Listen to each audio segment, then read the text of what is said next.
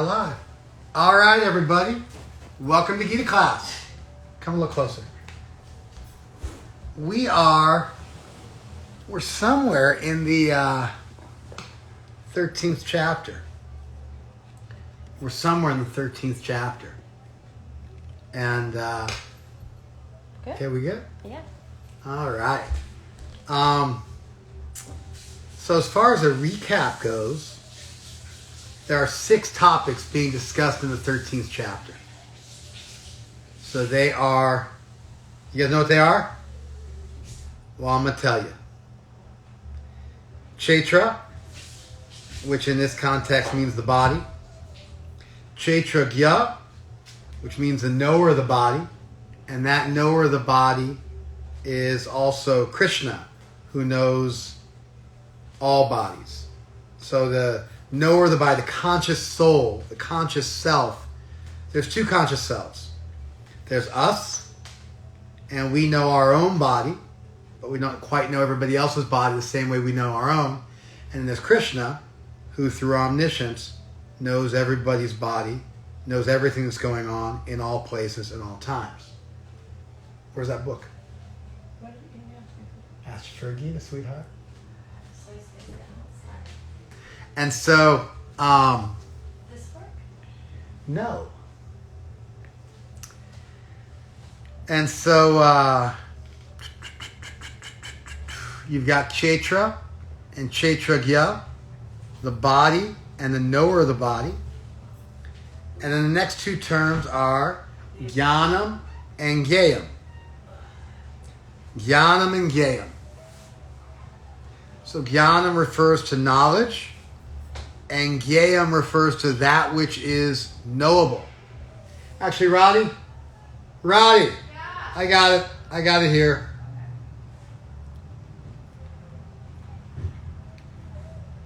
Home screen. Safari.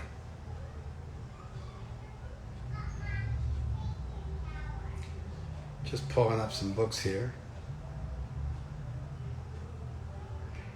Cha-ching. And the books. And the Gita. And the 13th chapter. And there we are. Okay. So then the next thing is Jnanam. So Jnanam is knowledge of the difference between the soul and the body.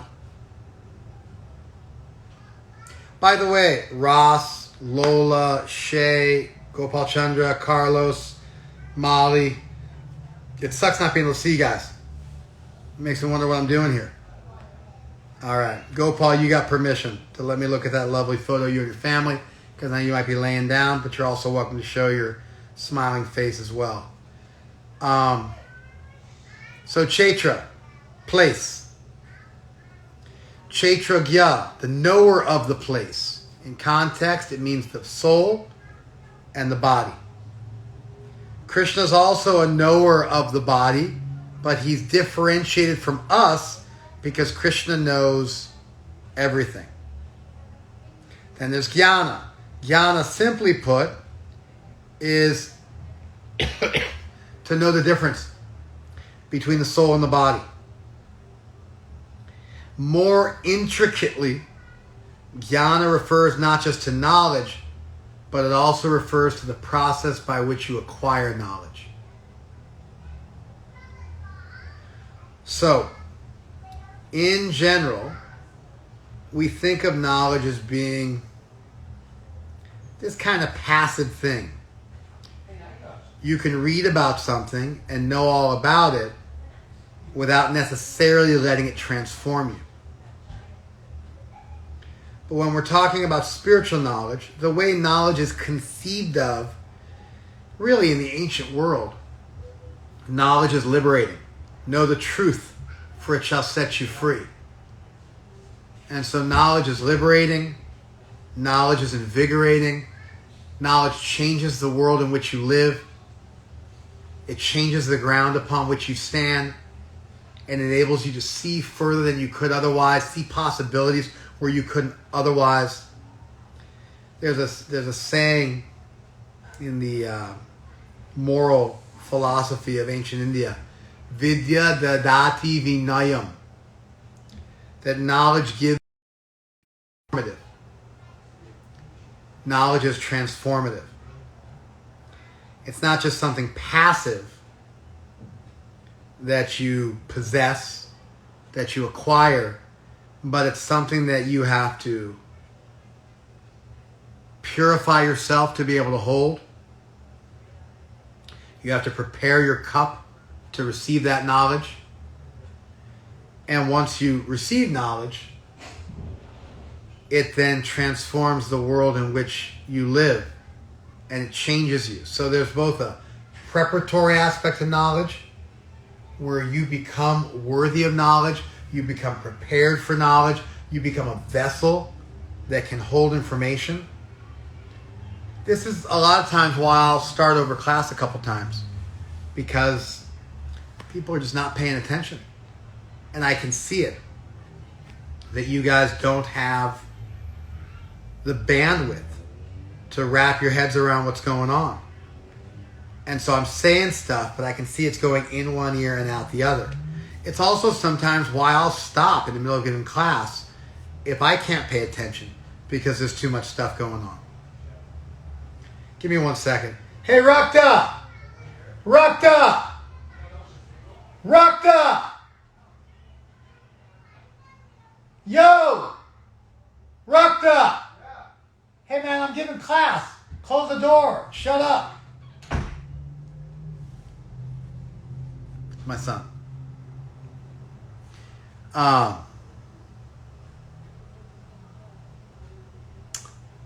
Sometimes I have to stop class because the stuff I'm trying to convey requires me to pay attention.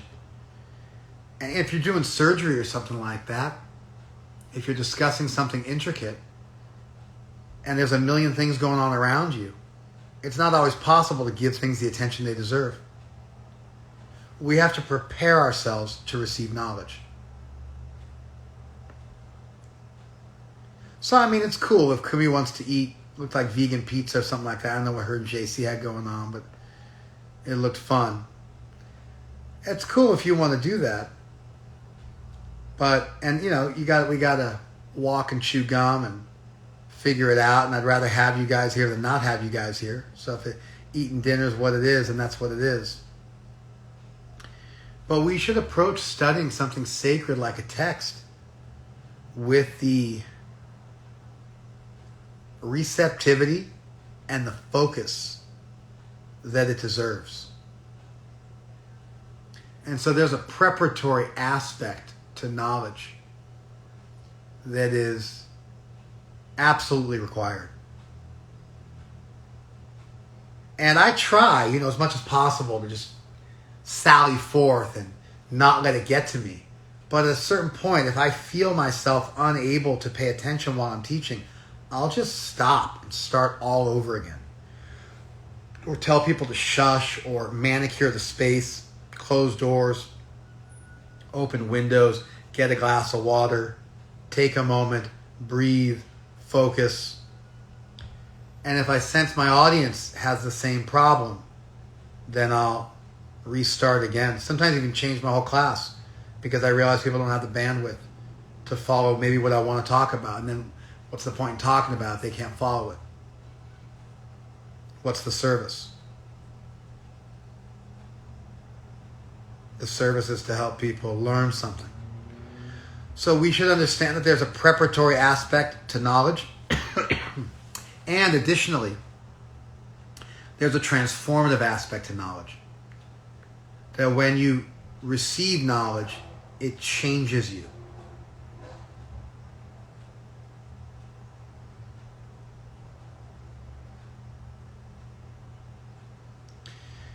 Do you guys follow that? Give me a thumbs up. There we go. So Krishna explains knowledge simply as a knowledge between the body and the soul.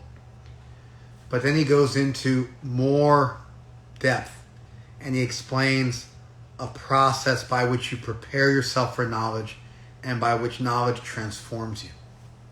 Then he gets to Gyayam. Gyam is that thing, home screen, that thing which is worthy of knowing. The thing which is worthy of studying. And Krishna explains that as Brahman. Brahman, simply put, means spirit. It comes from the Sanskrit root bri, which means to grow. It's that thing from which everything grows. The Vedanta is an ancient Vedic text dedicated to Brahman. It's kind of the most authoritative text in a lot of ways on Brahman. It's a surveying of the meaning and exploration of meaning contained in the Upanishads on the subject of Brahman. So it's the explanatory notes to the Upanishads that itself requires explanatory notes because it's very tersely composed in very short sutras. It starts off, Atato Brahma Jigyasa. Atato Brahma Jigyasa. Now, right now, inquire about Brahman. And what is Brahman? Jamadi Yasya Yataha. Brahman is that thing from which everything comes. And that's very congruent with the etymological meaning of Brahman. To grow, from Bri. Brahmacharya. One of the niyamas in the Yoga Sutras. One of the yamas and niyamas in the Yoga Sutras. Brahmacharya means celibacy. It literally means action within Brahman, spiritual action. But because celibacy was so highly revered in the Vedic texts as being necessary to be able to focus and control your mind and pay attention to a subject and gain mastery over it. Therefore, celibacy was called brahmacharya, the activity of Brahman. So important it was. If someone is married, but they're still restrained in their sensual life, and they still follow some rule and regulation within their married life, they're considered to still be a brahmachari, a renunciate, even though they may be married and having children. I'm not going to go into the details of what makes up the life of a paka married person in our tradition, but that idea that you can be married and still be a brahmachari is there in our tradition as well. So, gyayam, that thing which is worthy of studying, that thing which has value, that thing which you should give your life to studying, that is Brahman. And Brahman is the origin of everything, the subject of the Upanishads, the subject of the Vedanta Sutras, that thing from which everything comes. And your knowledge of that, Shastra Yonit Vat, from the womb of Shastra, the knowledge comes. Because we're talking about something that goes beyond what you may be able to fathom with your intellect. And therefore, the scripture, which is the testimony of people who have seen transcendence, is a valuable tool to use because it describes something which goes beyond the temporal realm. And the notes of people who've seen that truth and then lived to tell the tale, those notes are valuable because they help to chalk out that bridge to transcendence.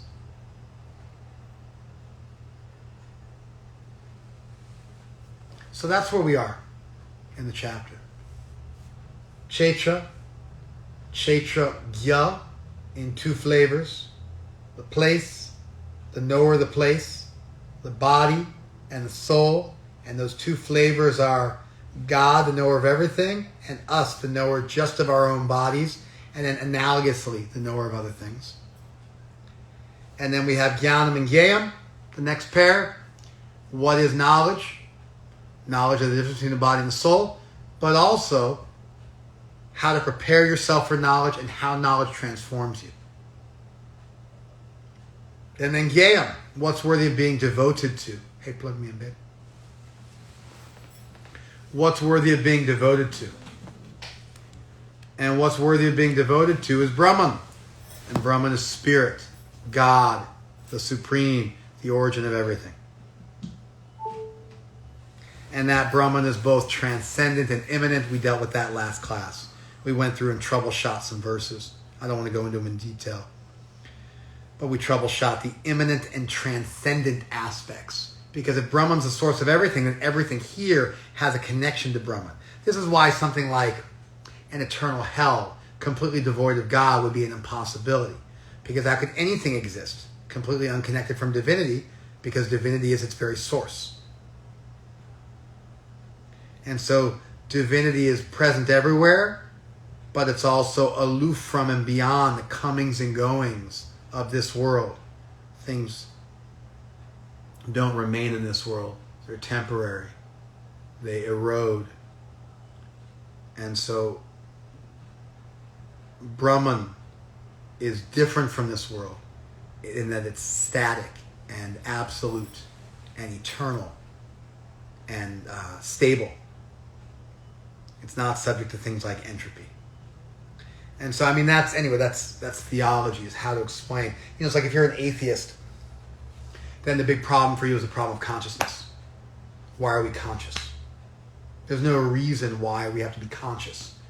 Our chemicals could interact without us being conscious.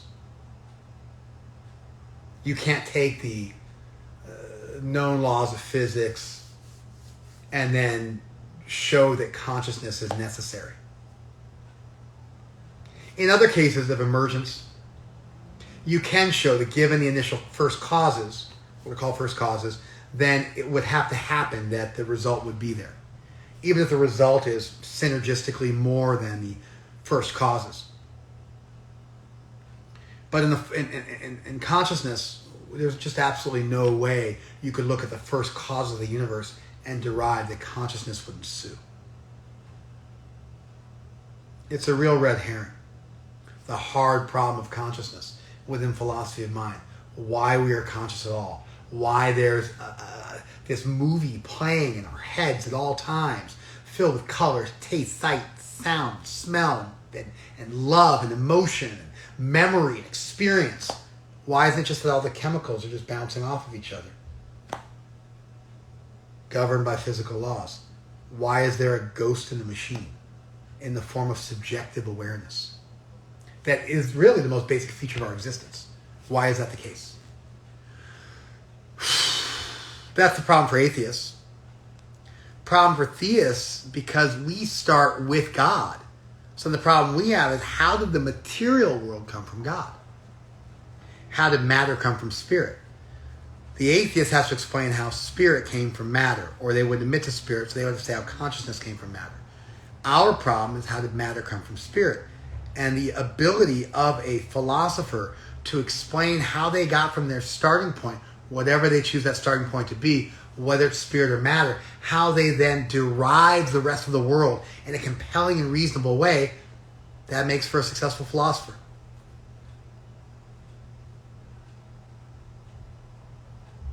And that's cosmology, the first major branch of philosophy. Where did everything come from? And you get to choose your initial thing. Was it matter? Was it spirit? But then you got to explain the other thing. Even if you're an atheist, you got to explain consciousness.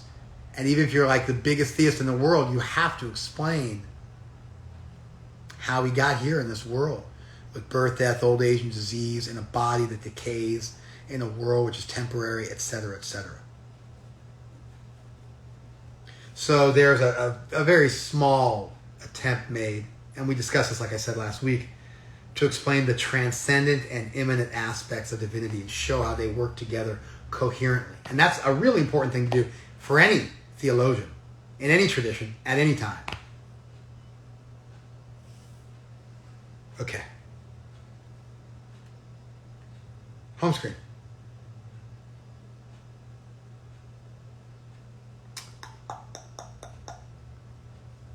So we are on text number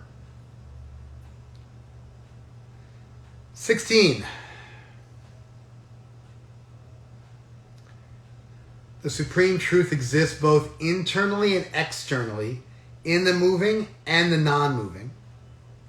He is the power, he's beyond the power of the material senses to see or know.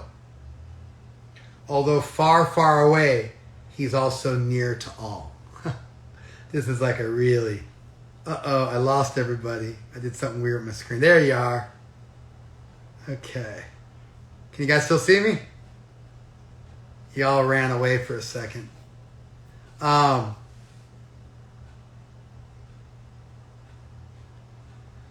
This is just classic Upanishadic language.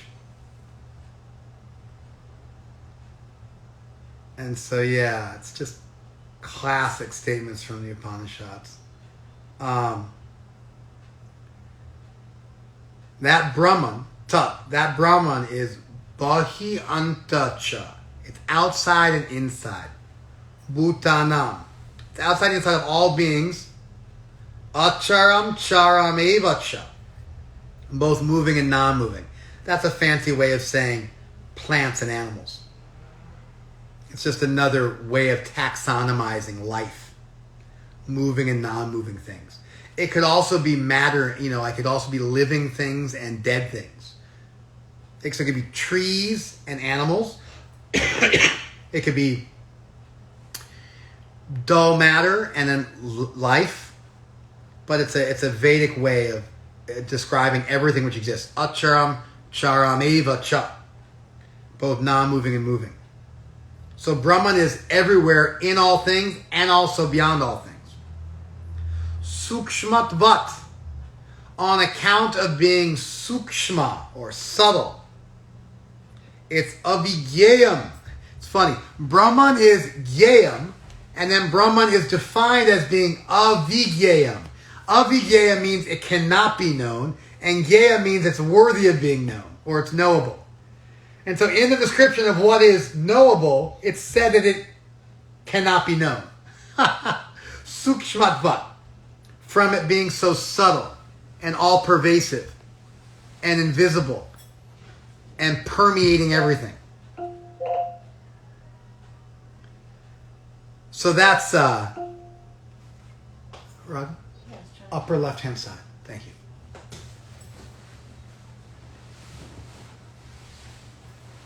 So that's interesting. Now, if you said gyayam, knowable, there's this sense that, like in general, if we want to study something, we attempt to control the thing we want to study. And then once we've controlled it, we can then really analyze it. The problem with that methodology is you can only study things which are fundamentally beneath you. Because you got to be able to put them into a maze.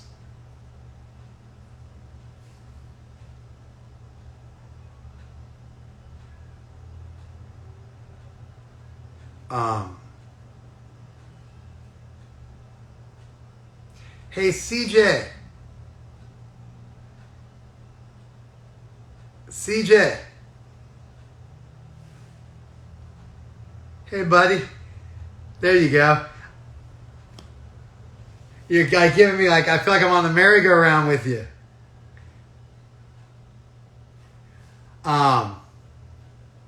Okay. If you want to study something scientifically, generally the protocol is you control it, then you study it. You stick it into a box or into a maze. And then you can measure it. You can control it. You can look at it carefully. Now let's say you want to say something like the weather. Well, we can't control the weather.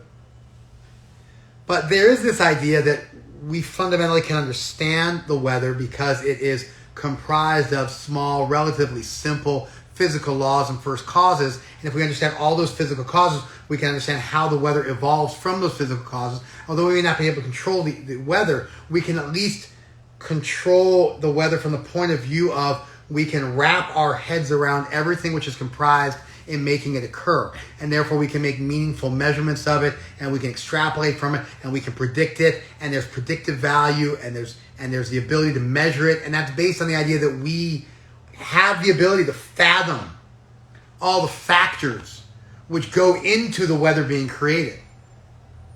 The rules of physics and, thermodynamics and whatever the heck else is going on to make the weather happen. Did you guys follow that? What if the thing that you want to study is by its very definition automatically, fundamentally beyond your ability to ever understand?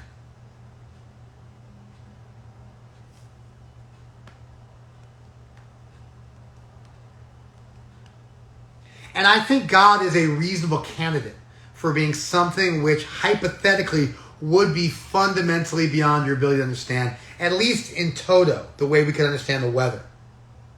So there's the idea that we can't control divinity, but then there's also the idea that we can't even properly know all the rules and first causes and everything.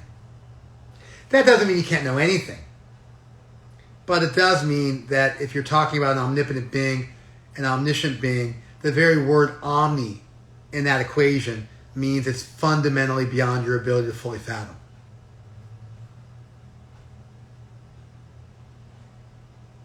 Now the methodology of controlling something to study doesn't work.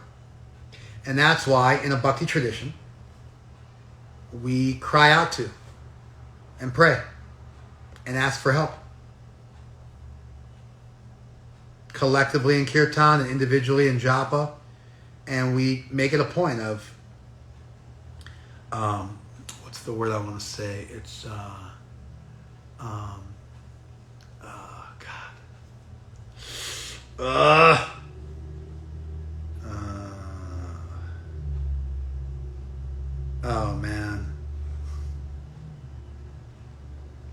supplicating. We make it a point of supplicating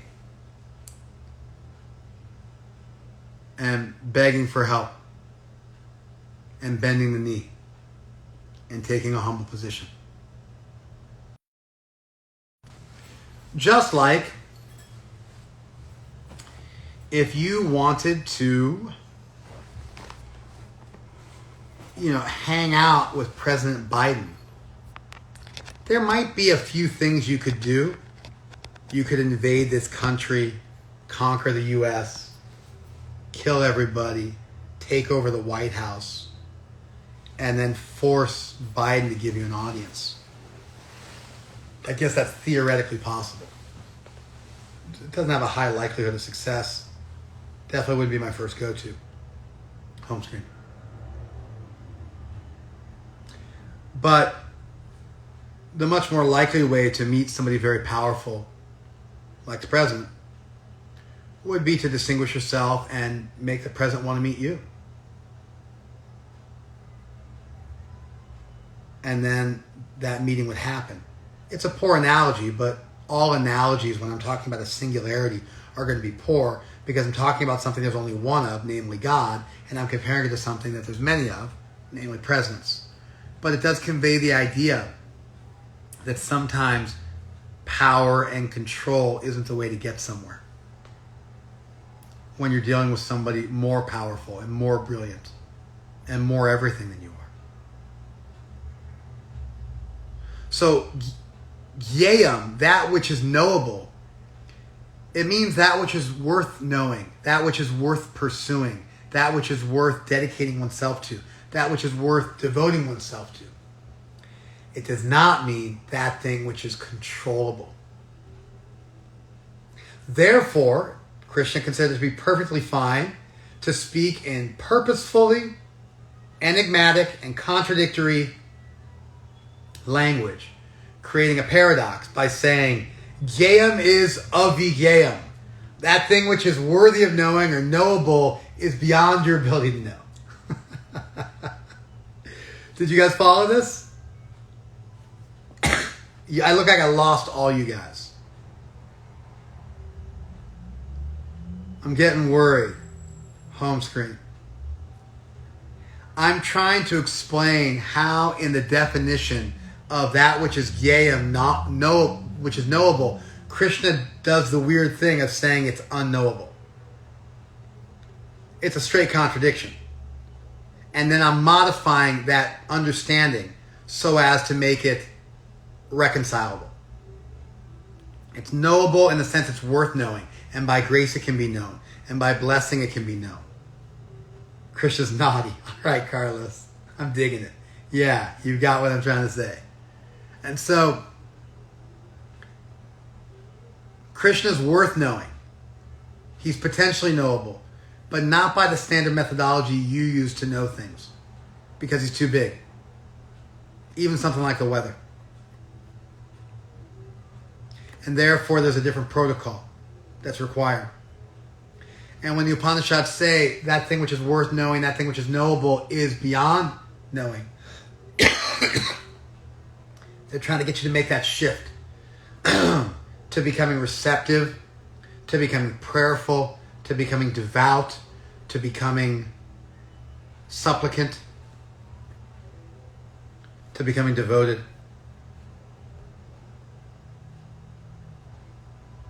Okay.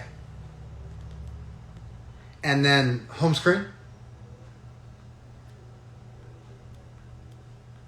Home screen. I'm dying, babe. Have you fired? Oh my God, it's killing me. I broke my phone, and then I had my 360 coverage send me a new phone twice. But each time they sent me a refurbished phone. And I just can't do a refurbished phone. I mean, some dude was like dipping it, into a Big Mac or something like that. And then they wiped it off with a paper towel and sent it to me. Just can't do it. So I tried twice to get them to send me a newbie, but it's never happened before. They've always sent me a newbie, but then they sent me two refurbished ones. So I had to then return those. I'm just going to go pay to get my screen fixed, but I'm so damn lazy I haven't done it. So the only thing on my phone that works is Siri. So I have to voice command every single thing I want to do on my phone. And I forgot to bring a book with me, so I'm reading the book off my phone every 10 seconds. It goes off, and I have to say home screen to get it back. These are my first world problems. The struggle is real. Although far away, durastam cha antike chata, it's also very close. It's far away and it's close. Far away if you try to build a stairway to heaven. Close if you open your heart. And so these verses are somewhat koanic and very Upanishadic. And the Upanishads are the first place where we find apophatic theology in the history of the world. What's also known as via negativa philosophy. What's called in Sanskrit neti neti, not this. Brahman has no legs but moves faster than the speed of the mind. Has no eyes but sees everything. Has no ears but hears everything. Is close and far away. Is worth knowing and unknowable. Is within and without. Is everywhere and nowhere. Etc., etc. It's designed to get you to really open your heart and start to contemplate something which is bigger than you could quite wrap your head around logically. It's logical enough that you can get to where you need to go with logic, but it's not going to bump the hump for you. There's a certain point at which transcendence does go beyond logic, mere logic, and becomes translogical. Both logical and then takes you to the realm of transcendence. And orienting yourself towards that's what's happening in these verses. Avibhaktam chabhuteshu. It's undivided in all beings. Vibhaktam eva chastitam, but it appears divided. Uttabrit chatat gyayam. That gyayam is also maintaining all beings. Grashishnu prabhavishnu cha. And it devours them and gives birth to them as well. That gyayam, that Brahman is gyayam. Brahman is worth knowing. Gyayam means worth knowing. And that what is worth knowing is Brahman, spirit. And that spirit is Grashishnu Prabhavishnu Cha. It's devouring and giving birth to everything. It's maintaining everything. It's undivided, but it appears divided in this world.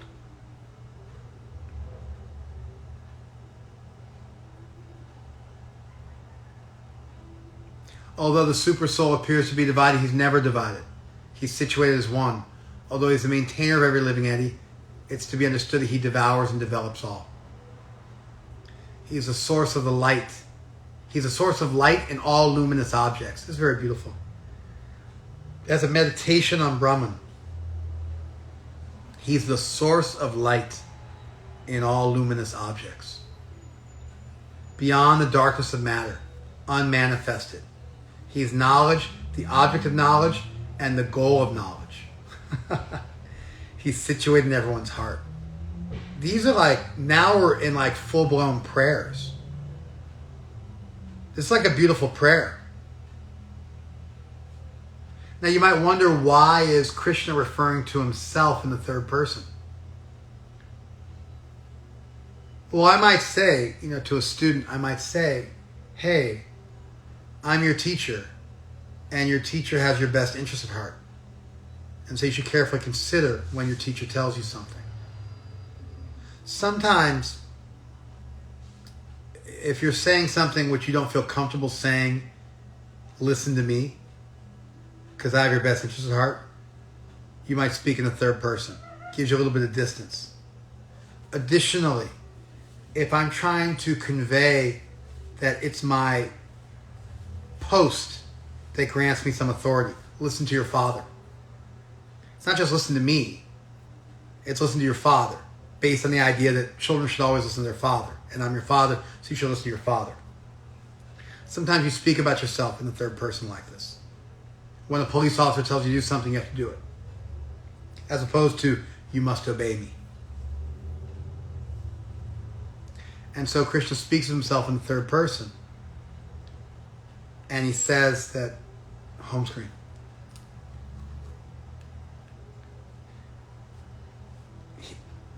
He's a source of light in all luminous objects. Jyoti Shama Pitat Jyoti. That Brahman is the light in all lights. Tamasa Param. Beyond the darkness. Jnanam Gyayam Jnana Gamyam. It's knowledge. That Brahman is knowledge. The knowledge of Brahman is itself Brahman.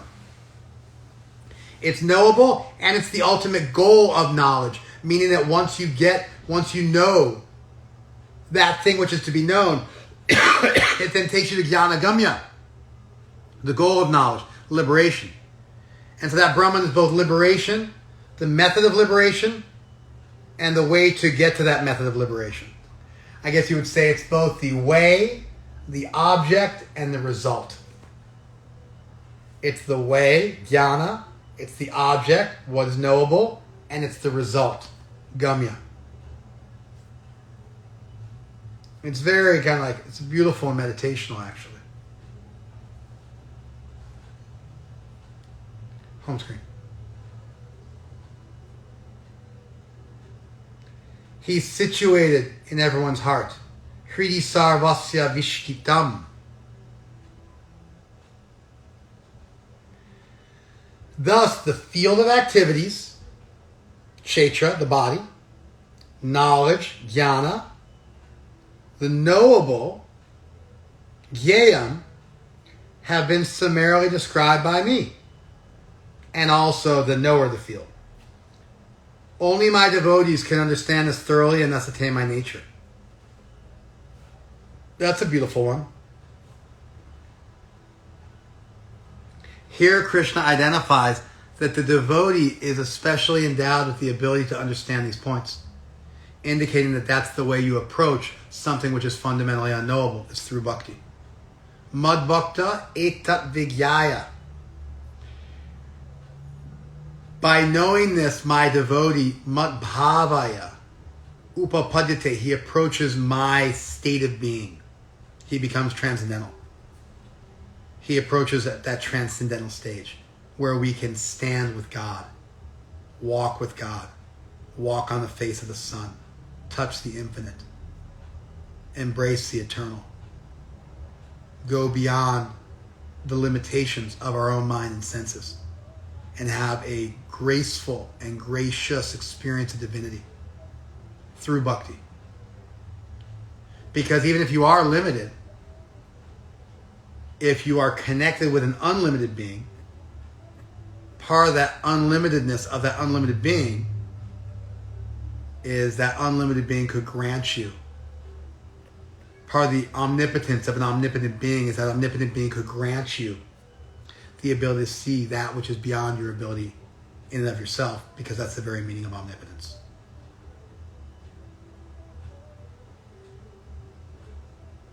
Do you guys follow that? All right, I feel like we got heavy enough.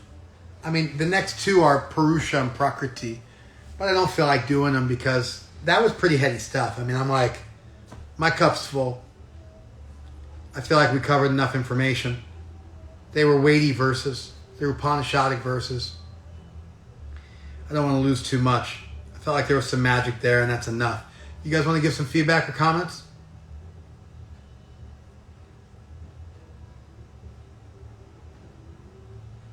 Haribo Prabhu, Yes, Tadeo Prabhu. like you mentioned the analogy of wanting to get an audience with the president. That's not a good analogy. I thought it was an excellent analogy. In that we must first qualify ourselves to then deserve the audience. And I think it speaks so much to what we're doing in Bhakti. I thought it was an excellent analogy, actually. Yeah, I'm pretty sure I got that from Srila Prabhupada. Analogies always fail because theoretically there's a possibility that you could force the president to meet with you. And so, but that's not the case with God.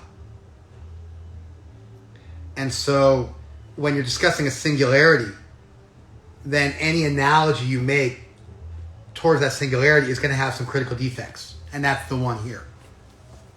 And so, because of that, I said it was a poor analogy.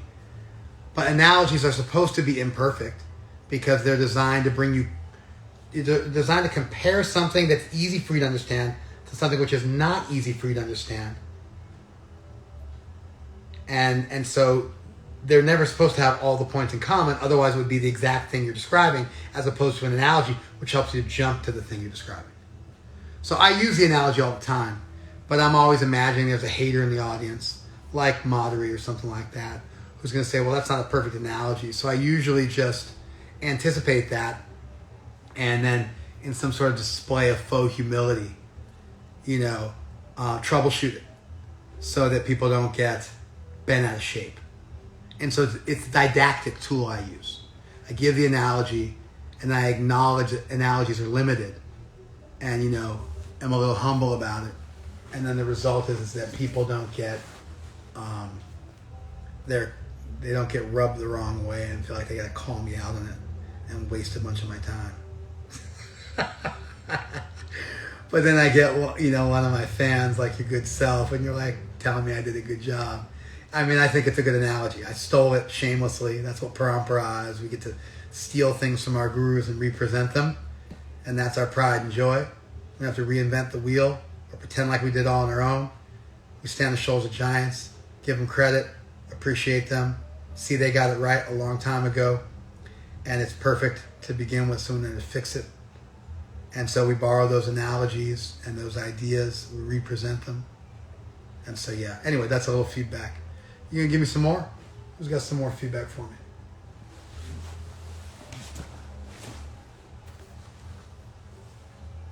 Hey. Yes, sir. So, I really liked the idea of neti. But I was curious because we have a lot of, to get, what does it mean to get close to God, right? As far as like a practice goes and an attachment to a practice.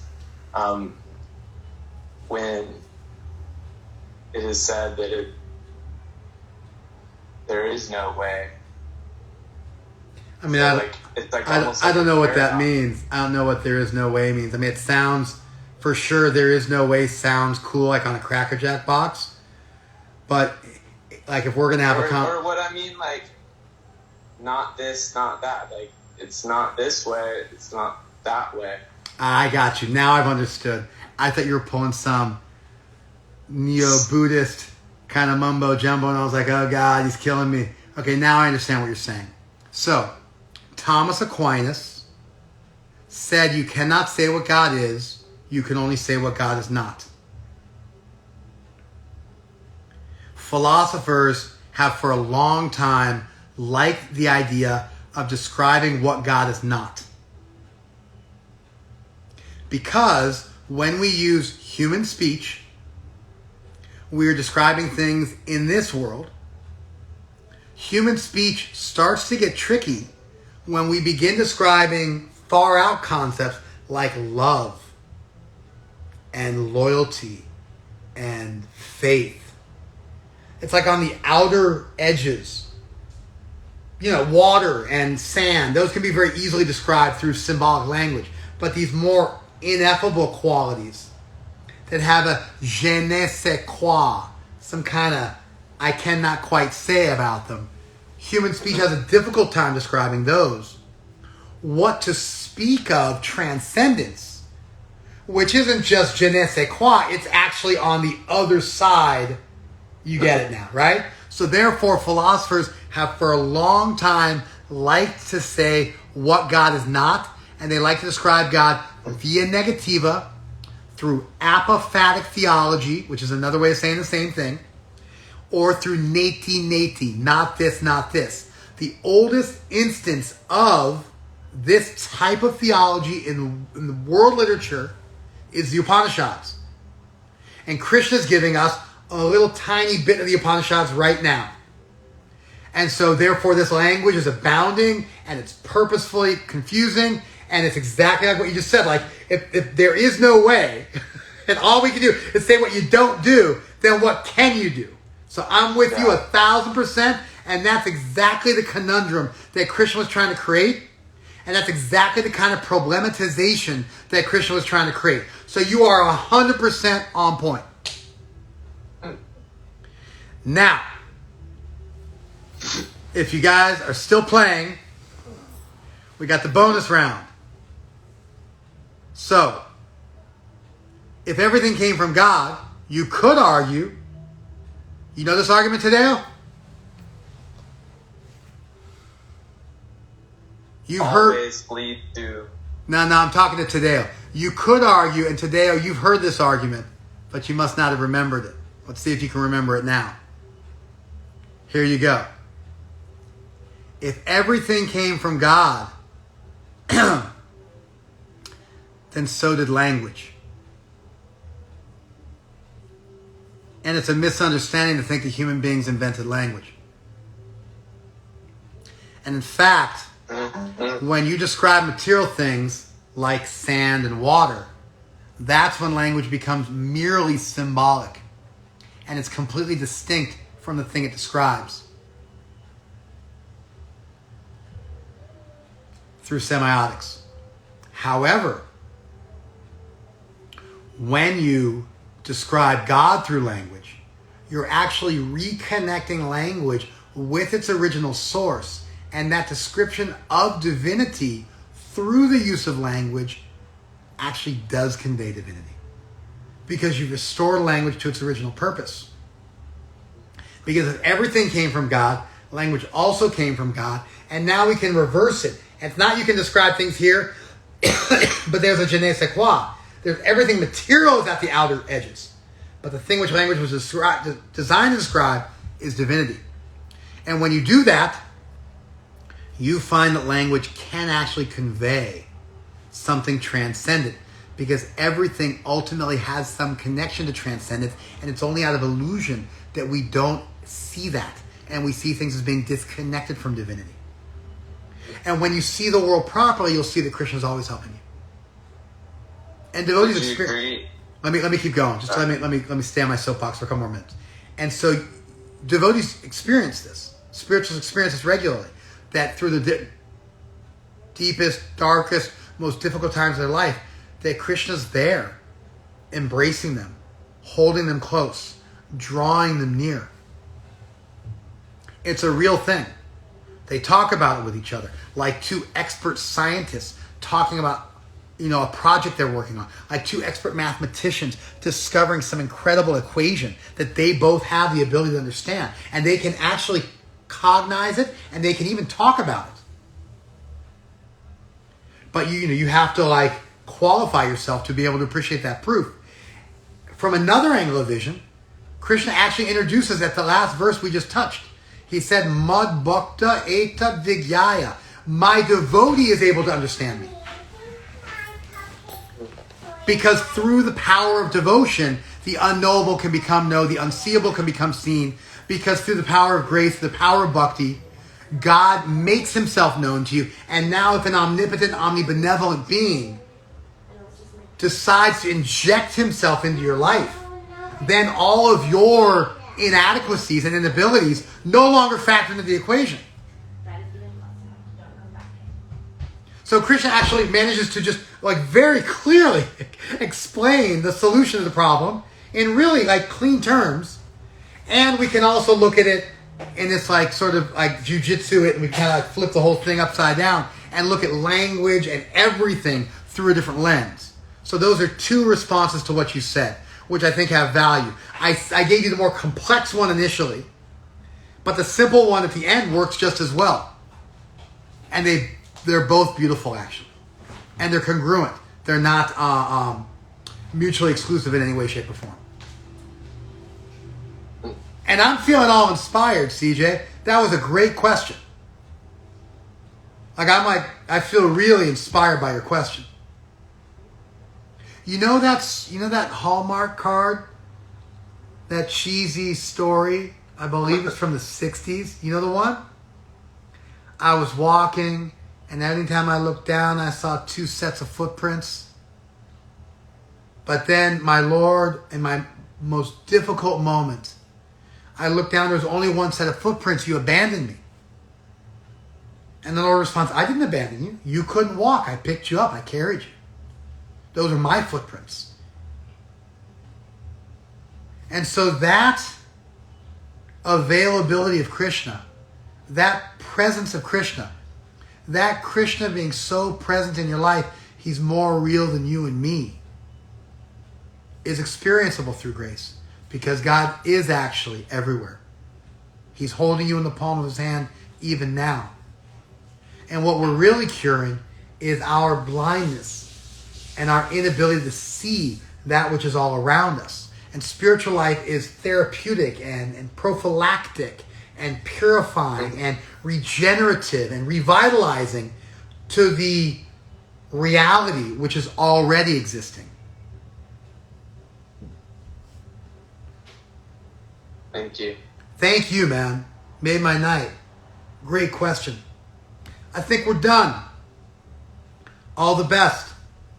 You guys have a lovely day. We'll talk to you soon. Hey, Kim, what do I press on this live feed? There's an X in the top right corner. I see it. I'm pressing it right now.